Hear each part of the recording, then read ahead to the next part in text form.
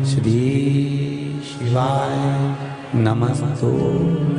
महाराज दुनिया के लोग नहीं समझते कि शंकर पर जल चढ़ाने का क्या लाभ है।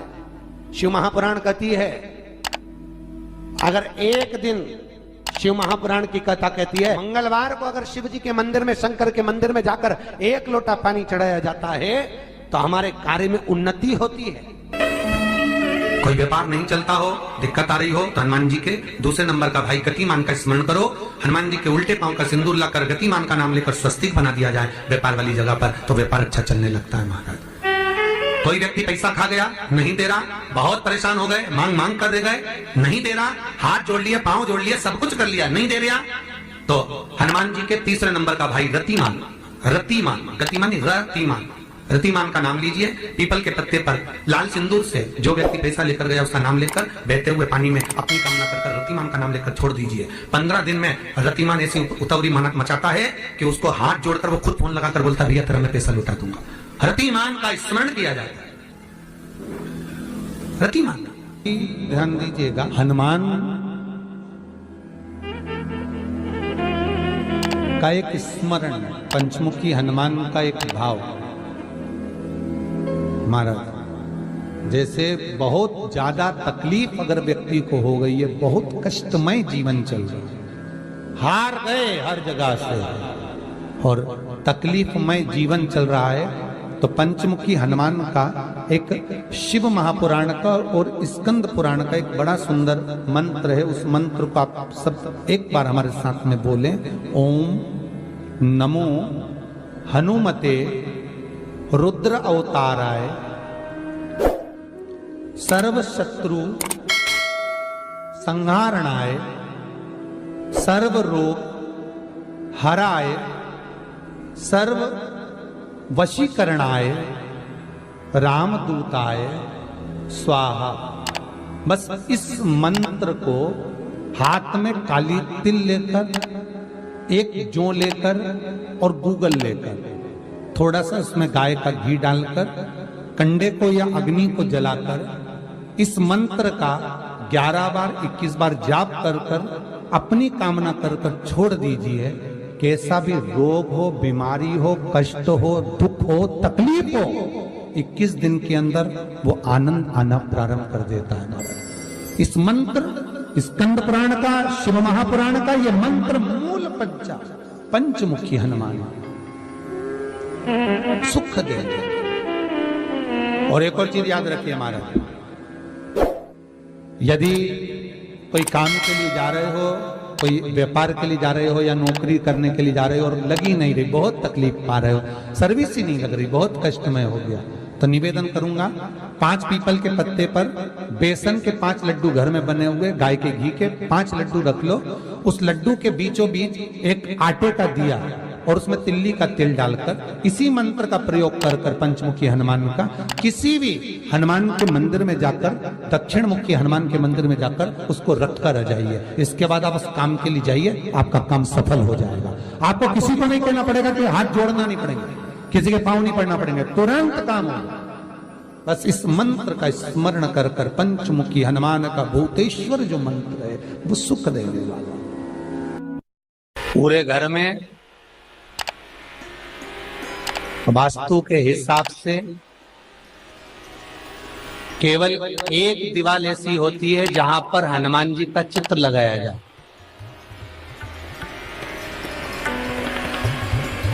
चाहे तुम पर्वत उठाने वाला चित्र लगाओ हनुमान जी का, चाहे बैठे हुए लगाओ, चाहे रामायण पढ़ने वाला लगाओ, चाहे लंका दहन करने वाला लगाओ, चाहे राम नाम जपने वाला लगाओ, चाहे लक्ष्मण को संजीवनी देने वाला लगाओ, चाहे मौन मुद्रा में लगा दो, चाहे स्तुति में लगा दो, चाहे भजन में लगा दो। हनुमान जी का कोई भी चित्र लगता है तो ना पूरब में लगेगा, ना पश्चिम में लगेगा, ना दक्षिण में लगेगा। हनुमान जी का अगर चित्र लगता है तो उत्तर की दीवार में दक्षिण को देखते हुए लगता है, केवल एक ही स्थान।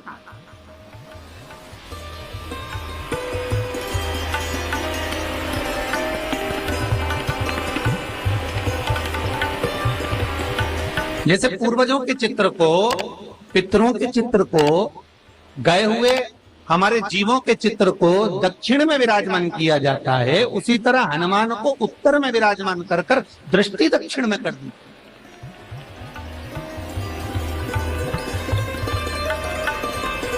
घर में हनुमान जी के जितने फोटो होते हैं उसको केवल दक्षिण दिशा में लगा, वो उत्तर दिशा में लगा बिठा देते हैं और दक्षिण की ओर उनकी दृष्टि होना चाहिए, दक्षिण की ओर उनका मुख होना चाहिए। क्यों? महाराज, अगर व्यक्ति के जीवन में कोई बीमारी आने वाली है, व्यक्ति के जीवन में कोई रोग आने वाला है, व्यक्ति के जीवन में अगर कोई कष्ट आने वाला है, व्यक्ति के जीवन में अगर कोई परेशानी आने वाली है, व्यक्ति के जीवन में कोई एक्सीडेंट का योग भी बनने वाला है, तो शास्त्र कहता है वो दिशा दक्षिण से ही बनता है।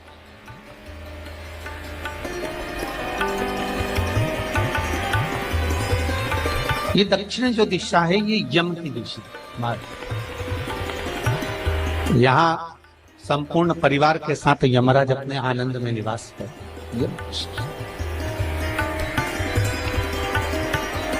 और जब हमारे घर में, हम ये नहीं कह रहे कि आप हनुमान जी का फोटो लगाओ, हम ये भी नहीं कह रहे, आपके घर में हो और आपने अगर विराजमान कर रखा है किसी दिशा में, तो हमारा तो निवेदन रहेगा, अभी तक आपने अगर जैसा रखा, पर एक बार दिशा बदल कर देखना कि रोग, बीमारी, कष्ट, दुख, तकलीफ में आपको लाभ मिला कि ना।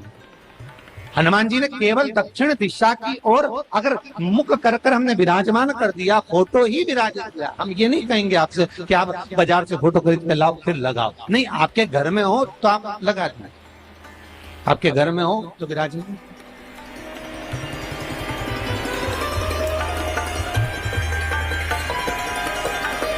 अच्छा, कितनी विपरीतता है वो भी आप जरा जानिएगा महाराज, कि शंकर भगवान के ऊपर जो जल चढ़ाया जाता है उसकी जलाधारी उत्तर में जाती है महाराज। भगवान शिव का जो जल जा रहा है वो उत्तर की ओर जा, और हनुमान जी को उत्तर में विराजमान कर मुख दक्षिण की ओर कर। क्यों? प्रबल दिशाओं में उत्तर और दक्षिण महाराज, ये जो दो दिशाएं, इनको साधने के लिए कोई देवता आगे नहीं। अगर इन दिशाओं को कोई साधने वाला है तो केवल एक देवाधिदेव महादेव ही हो सकता। काल का हरण करने वाला वो महाकाल ही हो सकता। शंकर का ही एक अवतार है हनुमान जी महाराज, रुद्र अवतार महाराज। हनुमान जी से कहा तुम दक्षिण की ओर दिशा पर संभालिए, शिव जी कहते हैं मेरा जल जब उत्तर की ओर जाएगा तो इस दिशा को मैं संभालू, चिंता ना करिए।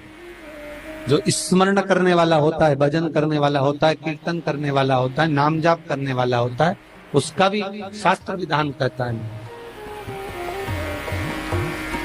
उसका भी व्याख्यान वर्णन करता है कि जैसे एक दिशा के रूप में हनुमान जी महाराज को विराजमान कर दक्षिण की दिशा पर हम विजय, अर्थात रोग पर, बीमारी पर, कष्ट पर, तकलीफ पर हम विजय प्राप्त कर सकते। ऐसा नहीं कि ऐसा कोई रोग नहीं जिसकी दवा नहीं है, पर जब तक भगवान की कृपा नहीं होगी तब तक कोई औषधि मिल सकती नहीं, कुछ प्राप्त नहीं हो सकता।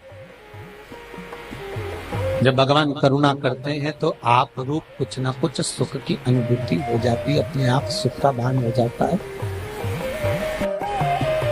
तो जैसे दक्षिण का जो स्वामी तत्व है, दक्षिण पर जो दृष्टि देने वाला श्री हनुमान जी महाराज है, इसलिए हनुमान जी को उत्तर की दीवार पर विराजमान कर उनका मुख दक्षिण की ओर रखा जाता है। वास्तु शास्त्र के हिसाब से, वास्तु नियमों के हिसाब से सारे फोटो कहीं पर भी लगा सकते हो, पर हनुमान जी का अगर फोटो तुम्हारे घर में है, हनुमान जी अगर तुम्हारे घर में विराजमान है, हनुमान जी का चित्र तुम्हारे घर में विराजमान है, तो उसका मुख दक्षिण का होगा, तो रोग, बीमारी, तकलीफ, कष्ट ये सब दूर हटते। कई लोग प्रश्न करते हैं, गुरुजी आप कहते हो कि हनुमान जी महाराज शंकर भगवान का एक अंश स्वरूप है, एक अंश। पूरी शिव महापुराण की कथा को उठाकर देखिए, स्कंद पुराण को, मत्स्य पुराण को, कूर्म पुराण को उठाकर देखिए। एक बाणासुर का चरित्र और एक श्री हनुमान जी महाराज का चरित्र बहुत सुंदर। शिव का एक अंश माता अंजना के तप साधना से शिव की प्रागट्यता और शंकर भगवान की प्रागट्यता से शंकर का स्वरूप प्रकट हुआ। इसीलिए तो कहते हैं शंकर सुमन केसरी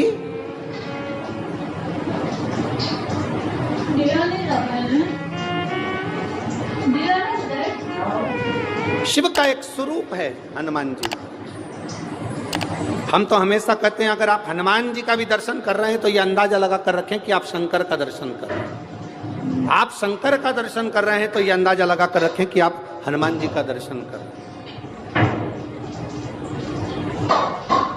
सब एक, कोई भेद नहीं, सब एक, कोई भेद नहीं। देवताओं, आप एक बेलपत्र, जैसे आप एक बेलपत्र कि ये दो जो पत्तियां होती हैं, जरा ध्यान देंगे, ये दो जो पत्ती नीचे की रहती है बेलपत्र, आगे का भाग एक बेलपत्र और नीचे की जो ये दो पत्तियां होती हैं, इन दो पत्तियों के ऊपर एक एक शमी पत्र। ये दो जो पत्तियां हैं, इन पत्तियों के ऊपर एक एक शमी पत्र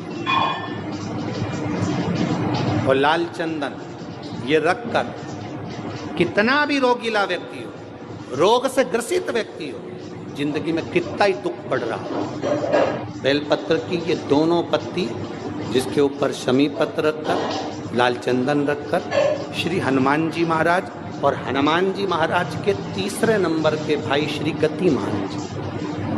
हनुमान जी कितने भाई हैं?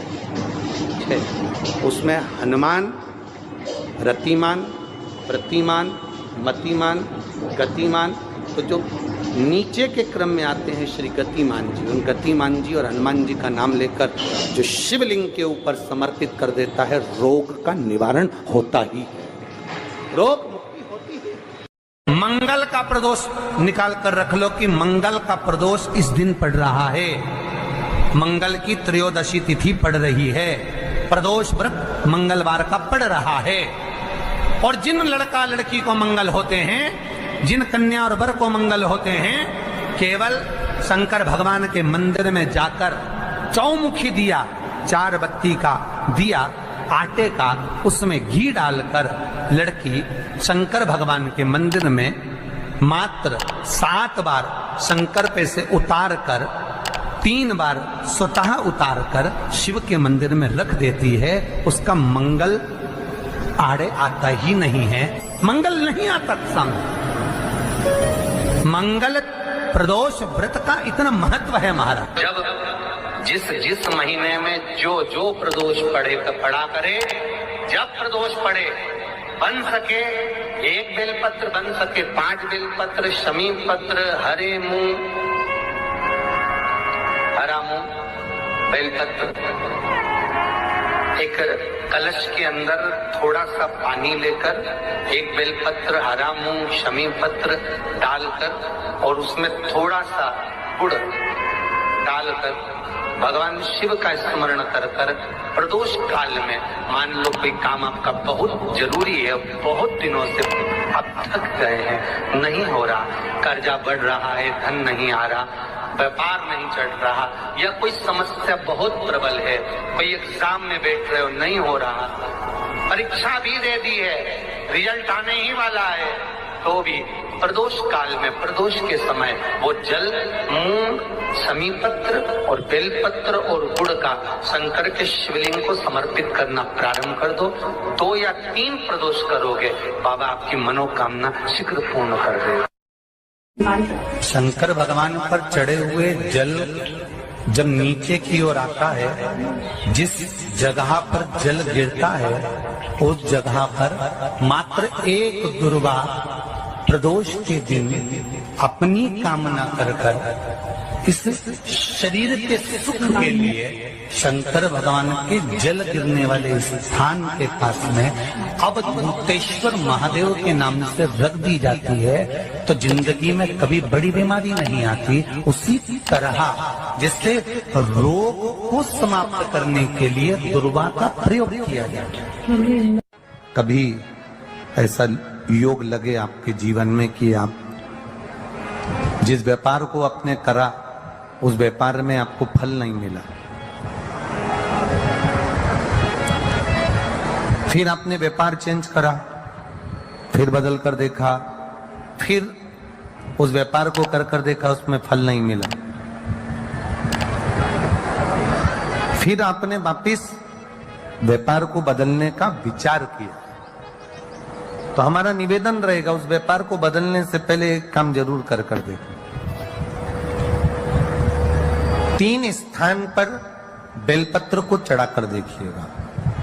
अगर आपको लगे कि मैंने व्यापार बदल लिया, एक बार बदला, कई लोग ऐसे भी होते हैं जो पैसा इकट्ठा करते हैं, धन एकत्रित करते हैं, और कोई व्यापार ऐसा कर लेते हैं जिस व्यापार में धन चले जाता है तो वो धन वापिस नहीं आता महाराज, वो व्यापार का धन वापिस नहीं आता। तो बड़े दुखी होता है कि भाई मेरा गया हुआ पैसा नहीं आ रहा, मैं बड़ा कष्ट में हूं, मेरा खुद का ही आ जाए ना तो मैं निहाल हो जाऊं, मेरा अपना ही नहीं आ रहा जो गया हुआ है, तो मैं क्या वर्णन करूं उसको, क्या। उनके लिए भी ये प्रयोग, ये शिव विद्येश्वर संहिता का ये भाव बड़ा सुंदर है। आप व्यापार पर व्यापार बदल कर देख लिए, धन भी हमारा कहीं डूब गया, आ नहीं रहा है, तो प्रयास करना 3 स्थान पर चढ़ाई गई बेलपत्र हमें सुख का अनुभव करा देगी। बहुत ध्यान लगाइए। पहला, अशोक सुंदरी की जगह। अब ये बेलपत्र जब भी आप चढ़ाएंगे तो रविवार की अगर प्रदोष पड़ जाए, कौन से दिन? रविवार की प्रदोष के दिन ये प्रयोग अवश्य कर देखिएगा। ज्यादा बार नहीं करना है, केवल एक ही बार करना, बाबा स्वयं कृपा करेगा। अपने मंदिर में, अर्थात अपने घर के पास कोई मंदिर हो, शिवालय हो, देवालय हो, जहां शंकर भगवान विराजमान हो, शिवलिंग हो, ऐसी जगह पर अवश्य करें। हमें कहीं दूर जाकर ये प्रयोग नहीं करना है, अपने शिवालय, अपने जो घर के आसपास में शिवालय हो वह। एक बेलपत्र अशोक सुंदरी वाली जगह। अब उसको अशोक सुंदरी की जगह पर भी चढ़ाने का तरीका क्या है? जब हम बेलपत्र चढ़ाएंगे तो उस बेलपत्र को चढ़ाते समय आपकी जो बेलपत्र की डंडी है, वो बेलपत्र, रविवार प्रदोष के दिन का ये उपाय है महाराज। ये बेलपत्र की जो डंडी है, इस डंडी का भाग शिवलिंग की ओर होना चाहिए। ये जो डंडी है, इसका भाग अशोक सुंदरी पर जब चढ़ाएंगे तो शिवलिंग की ओर इसका भाग होगा महाराज। दूसरी, बेलपत्र को जब हम समर्पित करेंगे, जया, विषहरा, शामरीवारी, दौतली, देव, मान लो जलाधारी ऊपर नहीं है शंकर जी के, तो उसका स्मरण कर 5 कन्याओं का नाम लेकर, जया, विषहरा, शामलीवारी, दौतली, देव, इनका स्मरण कर शंकर भगवान के शिवलिंग पर बेलपत्र रखेंगे। बेलपत्र कहां रखना है? आप अगर यहां बैठे हो तो आपके विपरीत में डंडी का मुख होना चाहिए। ये बेलपत्र की जो डंडी है, इसका मुख आपके विपरीत में हो। आप यहां बैठे हो तो डंडी उधर होगी, आप इधर बैठे हो तो डंडी का मुख इधर होगा, आप उधर बैठे हो तो डंडी का मुख इधर होगा। आपके ठीक विपरीत की ओर डंडी का मुख हो। ये 2 जगह बेलपत्र समर्पित करने के बाद तृतीय बेलपत्र शिवलिंग की जो जलाधार है, जहां पर भगवान शंकर का शिवलिंग रखा है, वहां स्पर्श कराकर